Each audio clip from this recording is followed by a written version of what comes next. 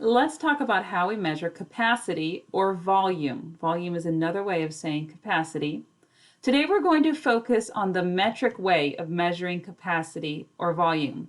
Now there is a US customary way that talks about cups and teaspoons and gallons, but right now we are focusing on the metric way, which is milliliters and liters. And we can see here that a milliliter is about 10 drops from an eyedropper. If some of you may have ever had to have eye drops in your eyes or in your ears, or taken medicine from a little squeezy bottle, 10 of those drops is 1 milliliter, okay? And a liter is if I took 1,000 of those drops, I could fill up a liter bottle of soda. So 1,000 milliliters is 1 liter.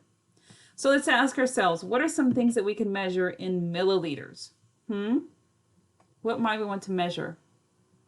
How about a thunderstorm came through, we wanted to measure how much it rained. We would measure that in milliliters. If the doctor gave your parents some medicine to measure out, they would use that, milliliters, to measure it. Okay.